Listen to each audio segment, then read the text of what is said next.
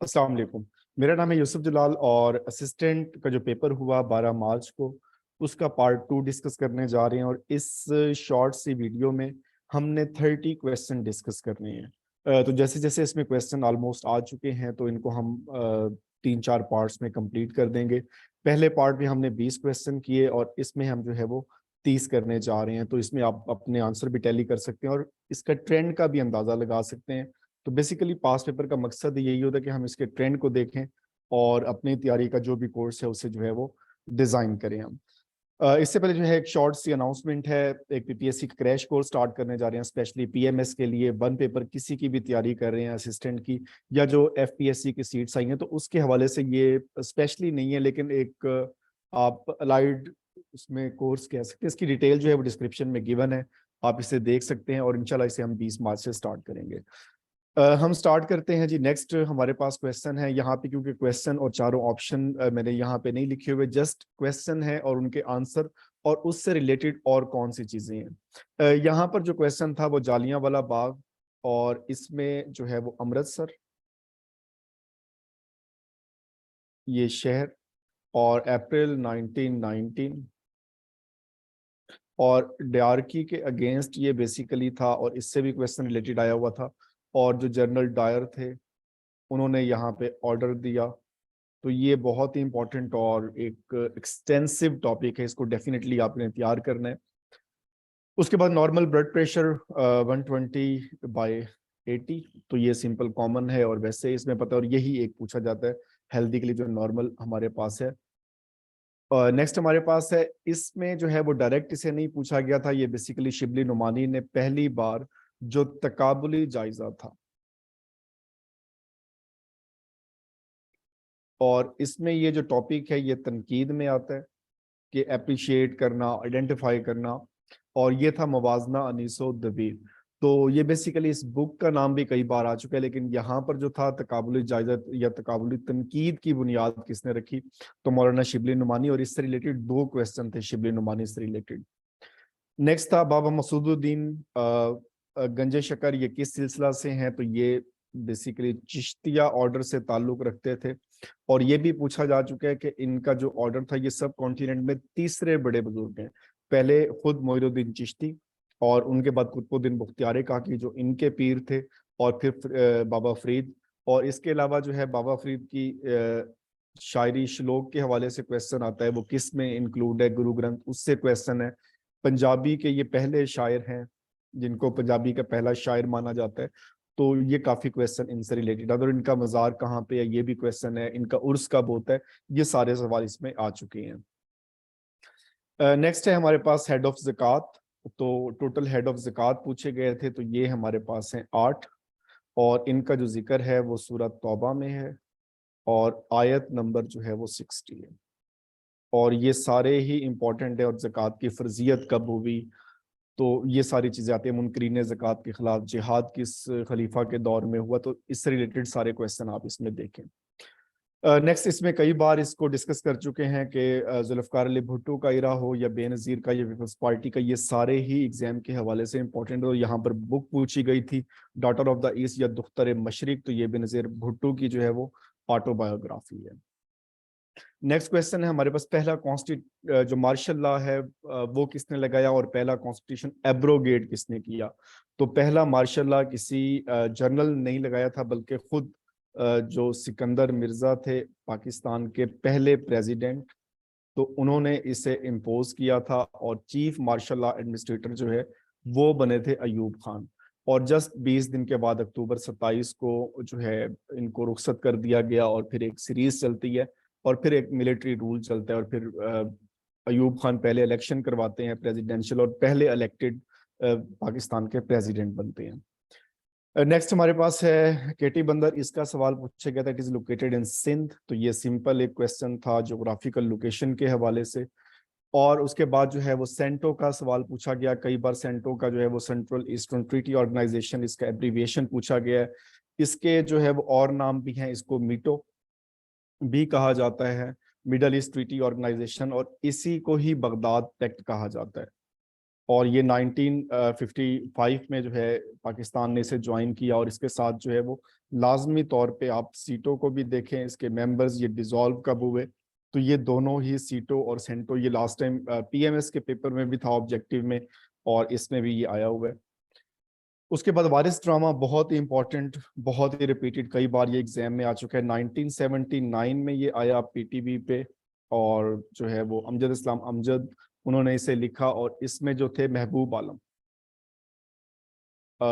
I think so हशमत खान के नाम से इनको शोहरत मिली, तो महबूब आलम का यहाँ पे क्वेश्चन पूछा गया था, जो एक प्रोमिनेंट किरदार था इस ड्रामे का।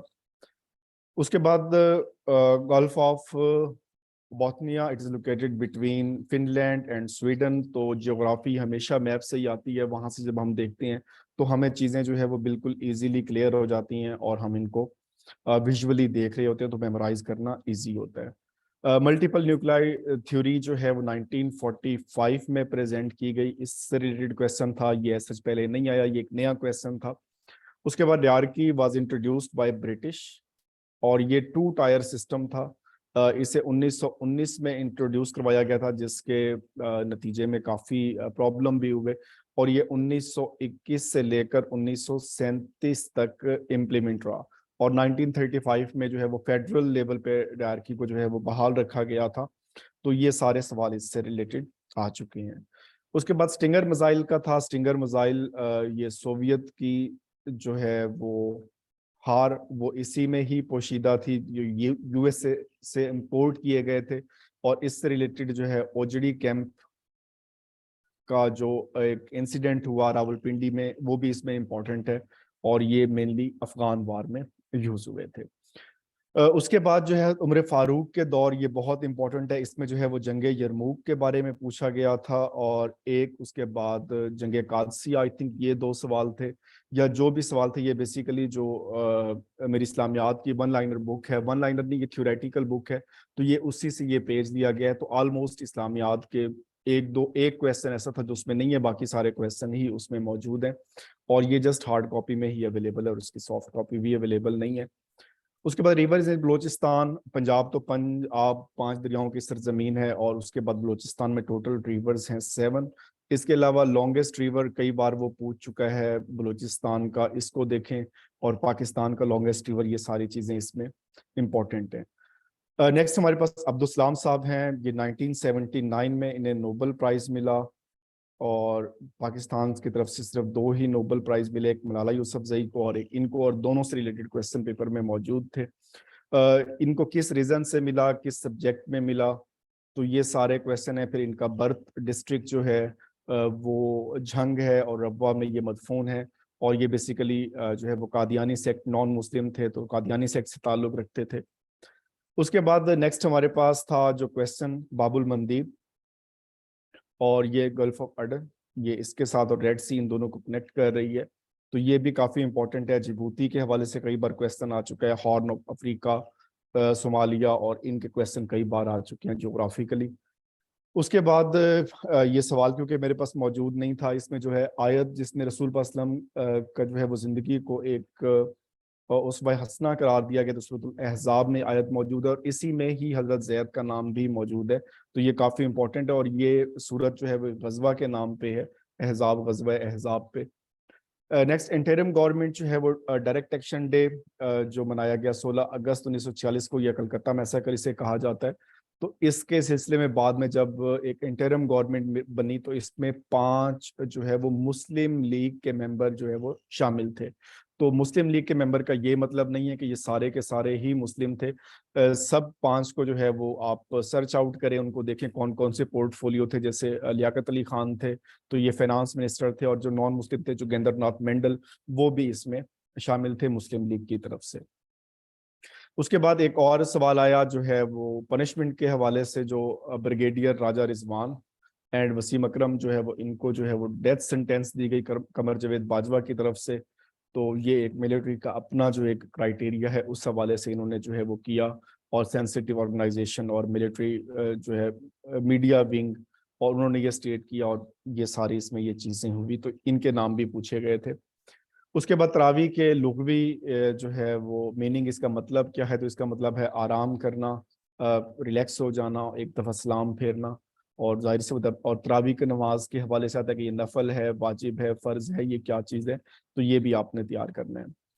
उसके बाद वर्ल्ड कप है 1987 का। ये वर्ल्ड कप कलेक्टिवली इंडिया और पाकिस्तान में हुआ था, और आई थिंक सो जो है वो 17 मैच इंडिया में हुए थे और 10 मैच पाकिस्तान में हुए थे, इसे कंफर्म कर लीजिएगा। उसके बाद येलो रिवर जो है वो it is located in China, ये चाइना में मौजूद है, और हर पेपर में जो है वो रिवर्स के हवाले से 2-3 क्वेश्चन लाजमी तौर पे आ रहे हैं। तो famous river of the world, even famous जो नहीं भी हैं उनके भी सवाल पूछे जा रहे हैं। नेक्स्ट क्वेश्चन है करेक्ट ईमेल। ये कई बार सवाल आ चुका है, रिपीटेड है। इसमें सबसे पहले हमारे पास यूजर नेम होता है, फिर डोमेन नेम होता है, और फिर फाइनली जो भी इसमें जो है वो कंपनी है, या जो इसमें जो है वो name@service.info। लेकिन इसमें जो एसेंशियल चीज है वो इसका ये साइन है @, ये लाजमी तौर पे इससे पूछा जाता है।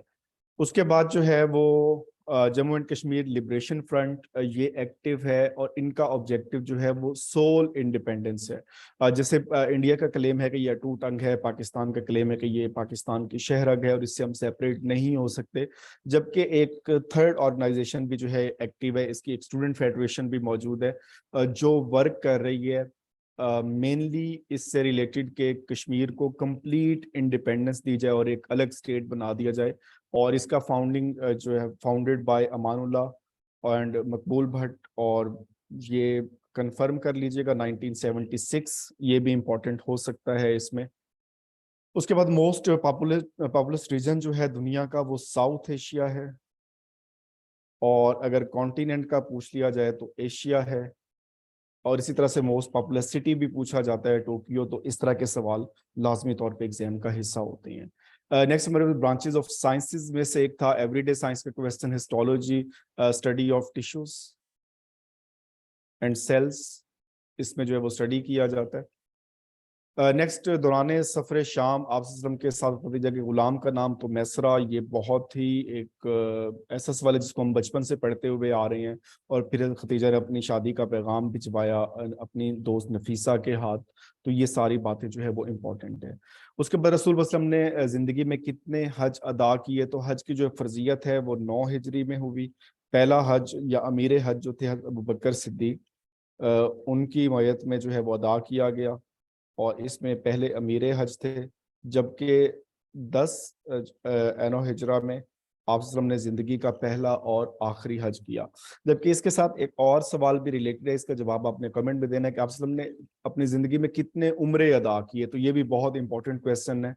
तो ये हमने 50 सवाल जो है वो डिस्कस कर लिए हैं। तो इंशाल्लाह जो अगले 50 सवाल हैं वो भी आज ही जो है वो अपलोड कर दिए जाएंगे। अपना ख्याल रखिएगा, और अपनी जो तैयारी की स्ट्रेटजी है वो इन पेपर्स के ट्रेंड को देखते हुए बनाएं। अल्लाह ताला हम सबका हामी और नासिर हो।